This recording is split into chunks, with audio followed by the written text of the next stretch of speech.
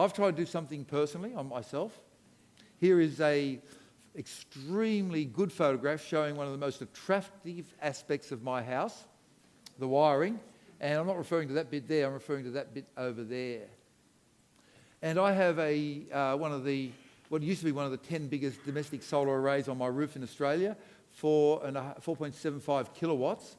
And in summer, I've seen over 3 kilowatts, I've seen 4.5 kilowatts.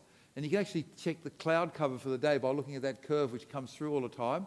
And there's a myth that keeps on going out around solar cells. And they say over and over again, and this has never been true, even since the solar cells first came out. The myth is that solar cells will never be practical because you never get back the energy that it costs to make them in their short life of 10 years.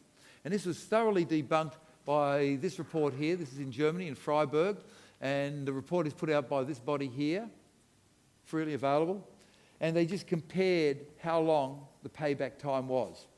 And for the complete system, that's everything, not just the panels, but the stainless steel and the wires and the clips and everything else.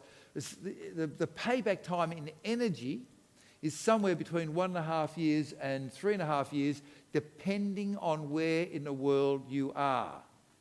It doesn't matter about how far you are from the equator. What kills you is the cloud cover. And so in Australia, we're pretty lucky. We get pretty fast payback time. So in energy, 1.5 years over most of Australia. Certainly under 2 years, pretty well anywhere around Australia. And so this is how much energy that it costs to make my solar cells. And this is how much I'm going to get back over their life of 30 years, not 10. They're guaranteed in writing for 25. So it was a terrible lie, and it still keeps on coming around. And somebody said to me yesterday, but he said, with solar cells, you never get back the energy cost to make them in their life of 10 years. They're guaranteed for 25. That's what you put in, that's what you get back. In summer, we get 32, I've seen 34 kilowatt hours in one day, and in winter it's about half that. So you measure height in metres and weight in kilograms, and the amount of electricity that your house uses, you measure in kilowatt hours a day, and you just look up your electricity bill and divide the total number of kilowatt hours by the number of days, which is normally 90 in each billing cycle, close enough. And we used to use 28 kilowatt hours a day, but now we're down to about 8. We make double that in winter and 4 times that in summer. And our fridge, you've got to have a fridge because you've got to save your food from one day to the next. That's really efficient.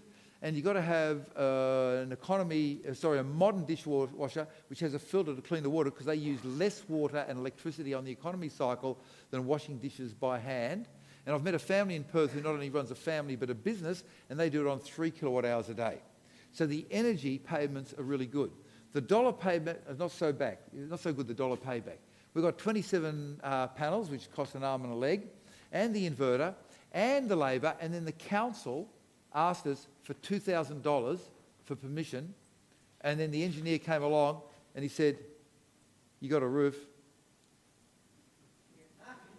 it can support the weight of a human, it'll support the solar cells, I'm really embarrassed, I have to do this, give me $600.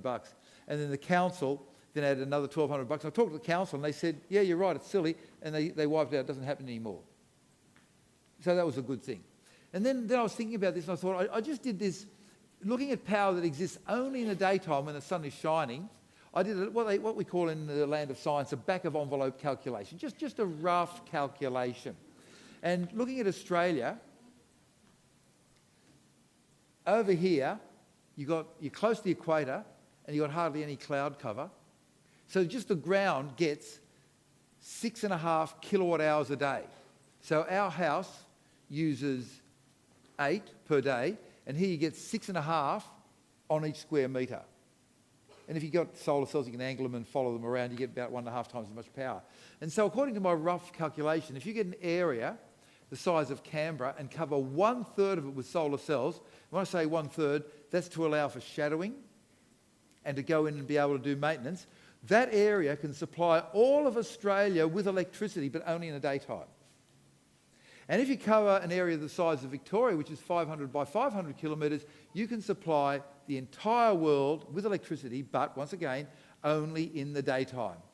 Australia, the whole world. And what we're talking about here is the thing they say base load. Like, they say, look, yeah, that's nice, but it's not baseload. I mean, how can you possibly compare, what you're getting for a few hours to baseload power that's always there every hour of the day, every day of the week, every week of the year? And it's like comparing apples and oranges. And they say that you cannot compare apples and oranges, but I'm at a university. We've got some pretty high-tech equipment, like a ruler. And they're roughly the same size. And then I went even further. I got the apple and the orange, and I dried them in our oven for about 3 days until they were as dry as could be. Then I squashed them down into a layer, 0.5 millimetre thick, and then I ran infrared light through it, and the infrared transmittance curves are almost identical. You can compare apples and oranges. But getting back to this, can you compare daylight time power to baseload power? No, you cannot, until a few months ago, when the Sydney Morning Herald put out this article, How to be Fully Renewable in 10 Years. What? And they were quoting a report which I'd never come across before from the University of Melbourne, from a mob called the Energy Research Institute. If you look up these words, Zero Carbon Australia, it'll take you straight to the report. It comes in 2 versions, 1 meg and 11 meg. You read it, it takes you about 15 hours to read it. At the end of that time, you know something, or you've spent as much time as you would watching 15 hours of television, your choice. Luckily, I've done it for you to save you the time. And the standard argument we always hear is, look, honestly, I'd love to go green. Australia really should go green, but look, it just won't supply the baseload power. It's nice, but just won't do it. Anyway, even if it did, we don't have the capability, and we're only a small country, we can't build it. It's just impossible for us to build it. And if we did build it, it'd just cover half of Australia, and it would destroy all of the jobs, like the jobs in the coal mines. And, there's 100,000 people that work in the coal mines, or is it 5,000? And and we can't afford it. There's all these really good reasons that we can't do it. And over the next 15 minutes, I'm going to show you that every single one of those is wrong. So looking at this report, you can see that it would require, you can think, massive engineering, all types of engineering, people building stuff. And once we build the technology, if it's possible, we could then supply it to the world. Let me give you some raw numbers. You don't have to remember this because I have too much respect for your grandmothers, but it's in the report, okay? Terawatts. 228 terawatts is what Australia will use in the year 2010. What's a terawatt? Well, going up by a factor of 1,000 each time, you've got a watt.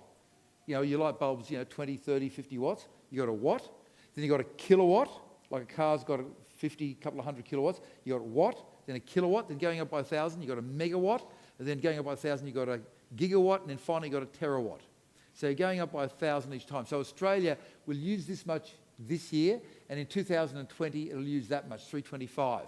And what they're saying in this report is, let's just see how we'd go at supplying Australia with electricity with 100% proven and already existing renewable technology.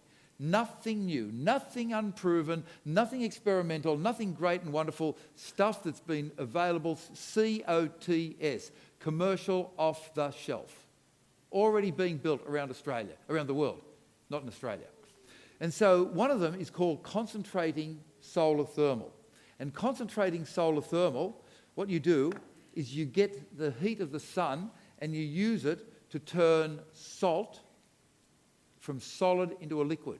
And then during the night it turns back again, and that runs you through the night. And that would, under this plan, supply half of Australia's electricity at a dozen sites around Australia with about 72% availability.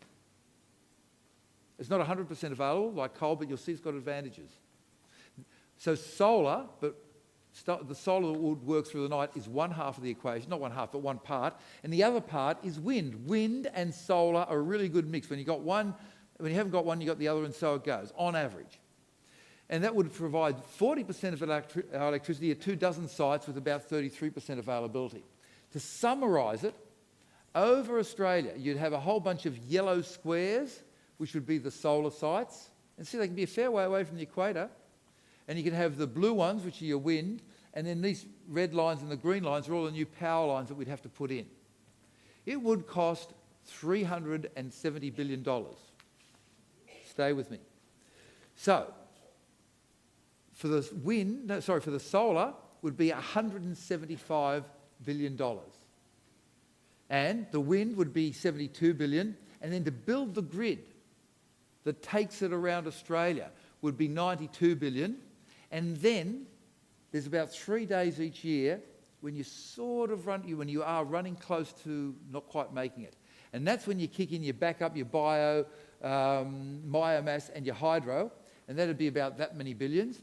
And then there's the places that are off the grid. Alice Springs, Darwin, Karratha, Tennant. There's no point in getting them into the grid because they're too far away and they're too small a population. And that'd be another 17 billion. And then the total cost would be 370 billion. Let's look first at concentrating solar thermal. In this study, they looked at dozens of sites around Australia for the last 20 years and picked out 1 dozen of them. And here is what they would provide for us over the calendar year of 2008. And you can see there's a bit of a dip around the middle of the year. And it looks like this. You've just got these mirrors. Huge numbers of mirrors. This is big. You're talking about 1 million tonnes of salt per plant, but hey, a small power plant gets delivered 4 million tonnes of coal every year. Here's the one-off. You just do it once and then you're set. You don't do it every year.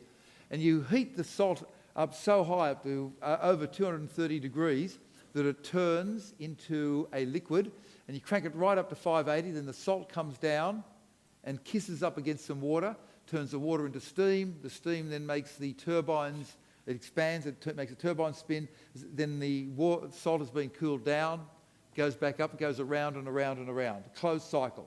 The water, you don't use more water once you set it up, you don't use more salt. And it is huge. These things are huge. You'll see how huge they are. Massive engineering, massive building. But as opposed to our back-of-envelope calculation, they've done the full measure of all of the individual components, and it goes deeper than that. This is the full costing. And it is large in surface area. Over here we're looking at Longreach, which is that little dot. That's 15 kilometres. So look at that. That's about 30 kilometres across.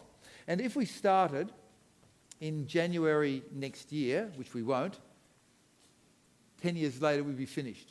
10 years.